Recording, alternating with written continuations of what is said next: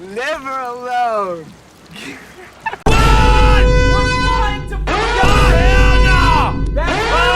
Hello, and welcome back to the Top 100 Horror Movies Review List, going based off of the Fangoria Top 100 Horror Movies chosen by Fangoria readers.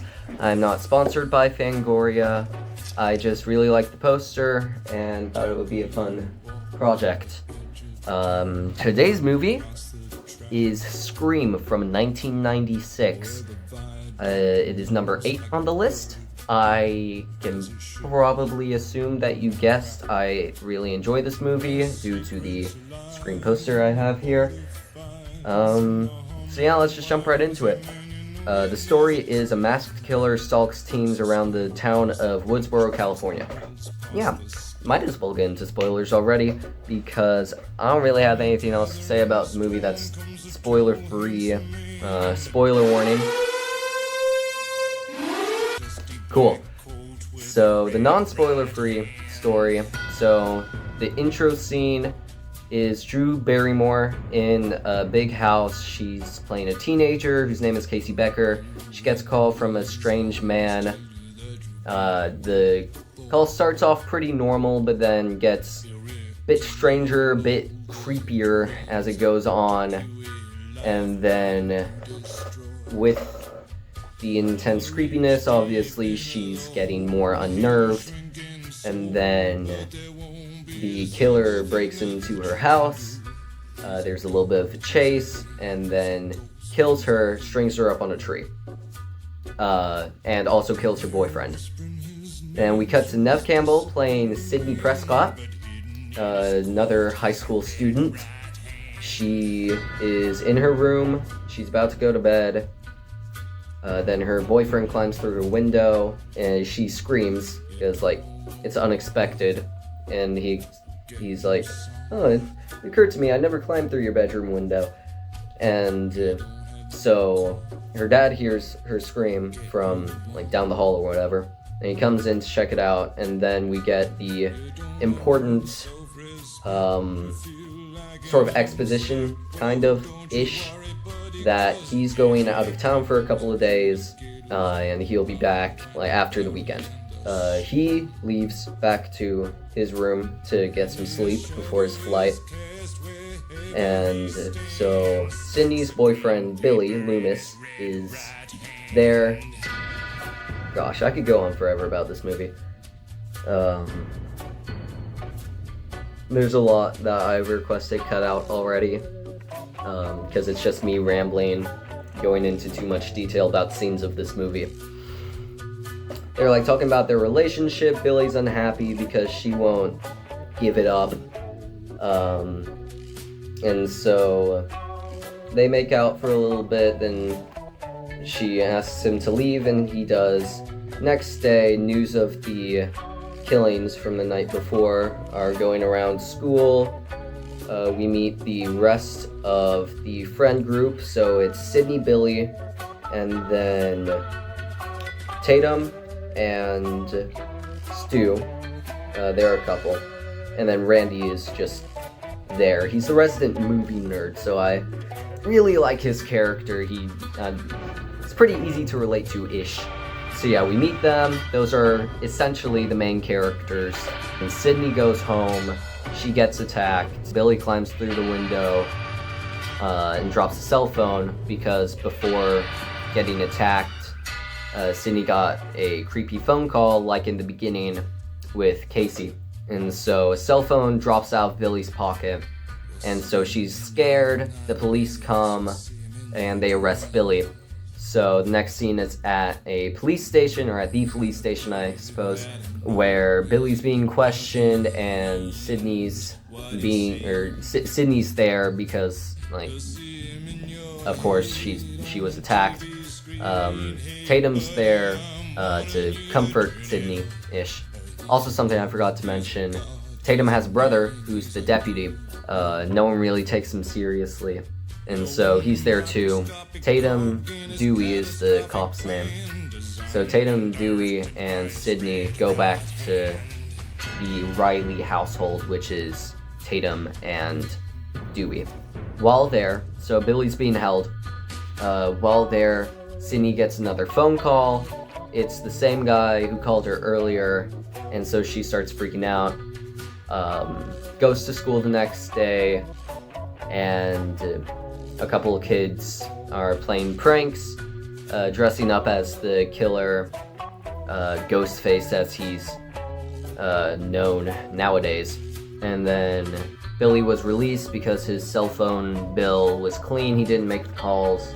After the prankster runs by Sydney, she storms off, bumps into Billy. They have a conversation that doesn't end super well, because Billy's just not a super smart guy, at least when it comes to relationships. So later, she's in the bathroom, like calming down, and then these two girls are talking about her, saying, oh, well, maybe she did it, and yeah, just being really mean. And then the Ghostface killer is actually in the bathroom after the two girls leave. Sydney hid in a stall so that they didn't see her. And then Ghostface attacks Sydney, and then school is canceled. And so everyone there is obviously like, woo! Yeah, baby! That's what I've been waiting for. That's what it's all about. Woo! So Stu has a party at his house later. So basically the time, or the scenes in between the scene at the school and Billy's party, basically just filler. There was a scene earlier on before Sydney got attacked that explained that her mother had died the previous year, was also killed in a very gruesome way that's not exactly safe to say on YouTube. Yeah, it's just a lot of like filler, more conversation about like, oh, who could it be? Finally, Stu's party comes. It was later that night after it was announced that school's out. So a lot of people come, or I say a lot of people, it's probably like 20 to 30 people in total. Just based on what we see, that's my guess. Tatum goes to get more beer from the fridge in the garage and ends up getting killed. After most of the people have left, Billy comes and has a talk with Sydney. Well, they do talk, but then after they talk, they have sex, and then I do want to get into specifics about this scene because I love this scene. It is a very iconic scene for people who know about Scream. It's one of the most well-known things about this movie, I think. It's the rules. The 3 rules of horror movies. So this is coming from Randy, the movie nerd that I mentioned earlier. And so he gets up in front of everyone, pauses Halloween, and he's like, oh yeah, this is the greatest horror movie of all time. If you've seen my other videos, you'll know that I strongly disagree. But he pauses Halloween, gets up in front of everyone, and it's like, there are certain rules that you have to follow if you want to survive a horror movie. Rule number 1, no sex. It's a big no-no. I'm a dead man. Sex equals death. Rule number 2, you can't do drugs or drink. And then the entire group who has beer bottles is like, yeah! And Clay Smollett, and he explains it's a sin, it's an extension of number 1. And number 3, never, ever, ever, under any circumstances say, I'll be right back, because you won't be back. And then immediately Stu says, I'm gonna get another beer, want one? Yeah, sure. I'll be right back! Ah! And everyone's laughing, and it's a good time. Except for Randy, he's like, see, no, you break the rules, you get murdered. Okay, I'll see you in the kitchen with a knife. It's a very fun scene. I really like this movie. I think it's very fun. So, Billy and Sydney have sex, and then after, they talk a little bit more, and she's like looking at him, of course, they're talking. What am I saying? And then Ghostface comes up behind him and kills him. Okay, I need to explain earlier in the movie, like right before the party, the principal of the school gets murdered. There you go. Yeah, just that little filler. And so Randy gets a call that's telling them, hey, the principal's dead, strung up on the football field. And so everyone except him, because they're watching Halloween, so everyone except him is like, oh my gosh, we gotta go see this. So they all drive off, they're all drunk, and he's like, where's everyone going? And so he's watching Halloween. I'm actually not going to say who the killer is, because it's sort of a mystery movie-ish. Like, it's intentionally vague, like you don't know who it is. So I'm not going to say who it is, because I really want you to watch this movie. If you've seen the horror movies that I'm gonna list here, maybe right now. Who knows? I certainly don't. I'm making this up as I go along. I barely even have a script. I have notes. Yeah, I'm not gonna tell you who the killer is. Watch this movie yourself. I'm gonna get into notes right now. So I'm gonna start with with something that I really liked about this movie, which is the meta-ness of the whole thing. So it's technically a parody of slasher movies, but it's funny because it in itself became like a very well-known slasher movie. So it's very meta and references many other slasher movies. And so if you haven't seen these, I would not suggest you watch it unless you don't care about spoilers for them. So Halloween, obviously, I've mentioned, is something that is pretty prevalent in this movie. Like the movie Halloween is mentioned quite a bit. Friday the 13th is spoiled. The first one is. It mentions Basic Instinct, Prom Night, Nightmare on Elm Street, but really only Halloween and Friday the 13th are the ones you need to... Oh, well, not even really Halloween, because yes, it does show like clips from the movie, but like it doesn't spoil anything, like you know people die. There's not really anything to spoil, but Friday the 13th you definitely need to watch before watching this movie because it spoils like a big part about that movie. If you've seen Friday the 13th, please watch this movie. It's very good. I really like it. Couple other things. This movie references Basic Instinct a lot. Well, I say a lot. It mentions Basic Instinct 3 times, which I think is pretty strange. Well, for the time, it might not have been. I'm just saying it's strange because I don't really know much of anything about Basic Instinct. It technically is a horror movie, but I don't think many people nowadays look at it as a horror movie. Wait one sec, I'm gonna do some research.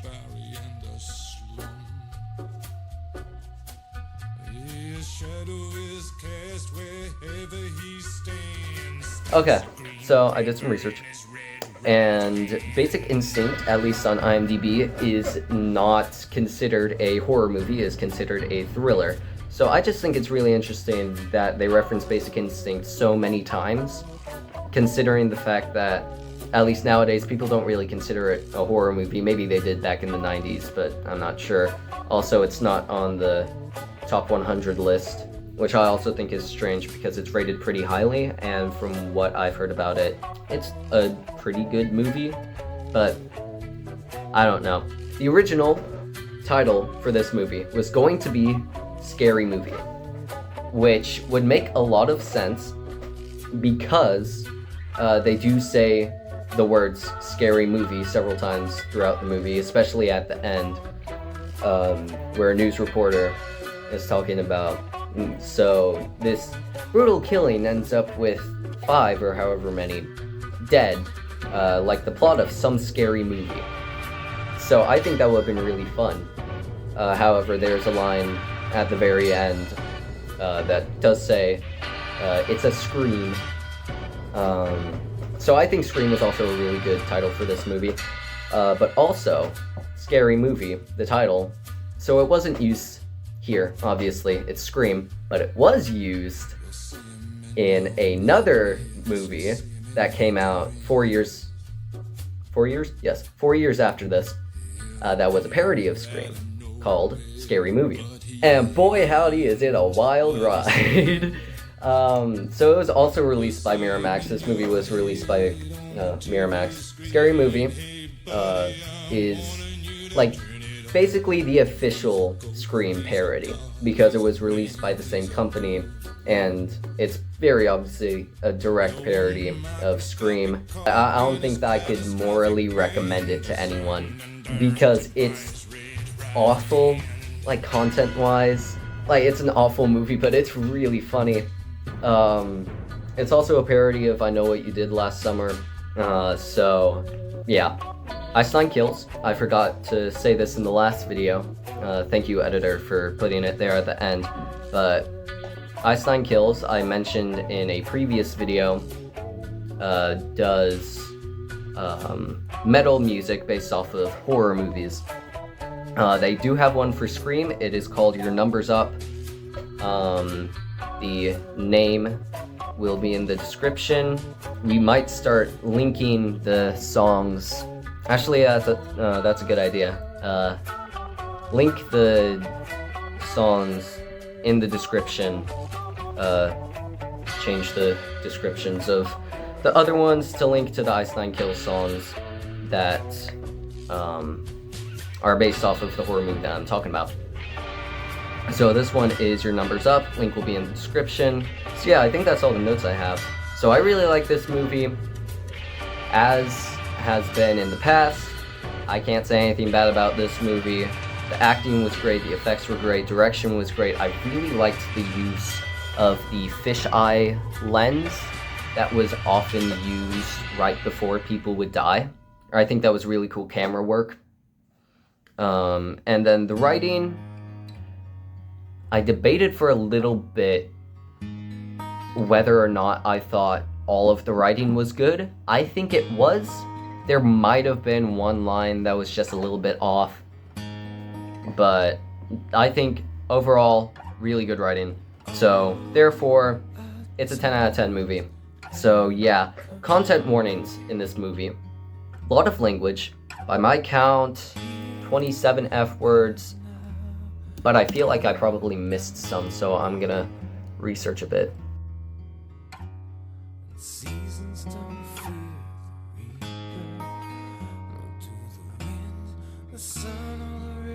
Okay, I think I got it pretty good. So I counted 27. It said there were 29, or one IMDb user said that. Hold up. One IMDb user said 29, another said 40 to 50, which I don't think is true at all. So I counted 27 F words, along with pretty frequent other language. That's something to be aware of. For sex and nudity, so nothing is actually shown explicitly. Like, there's no actual explicit nudity, but it is heavily implied. Quite a few sexual references, a lot of references to that thing that I mentioned earlier. I don't think the word can be said on YouTube, so I'm just going to call it SA. There's a lot of violence and a lot of gore. Naturally, yeah. I mean, for a horror movie, I think it was pretty heavy. Like, for a slasher movie, it was definitely upper middle gore level, I would say. Like, Halloween, I would say would be at the bottom because, like, nothing, like, no gore is actually shown. And then I would say at the top would be, like, well, I can't actually speak out of experience because I haven't seen Terrifier, but I've heard Terrifier is really gory. But at the top would definitely be Evil Dead, which I have seen. Unfortunately, I'm going to watch again for review purposes. So that's gonna be fun. But that's not for another next week. So yeah, that's all the content warnings. As I mentioned before, I gave this a 10 out of 10 because I really like this movie. Definitely number one for me. Endless rewatchability.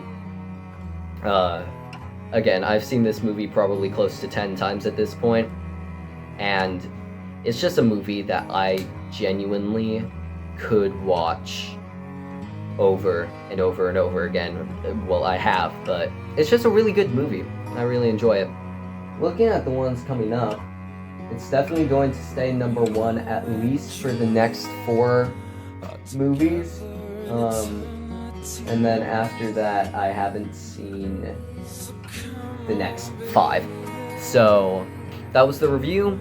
I'm going to do the scratch off now, but yeah, that's it for me. I'll see you in the next one. Okay, so this one is Scream, real quick. Halloween 1978, The Thing 1982, Exorcist 1973, Texas Chainsaw Massacre 1974, Nightmare on Elm Street 1984, Alien 1979, and The Shining 1980. Now we have Scream 1996. So let's get right into it. Actually, before I get too far, so we have the title, Ghostface Through the Window. It's a reference to the intro.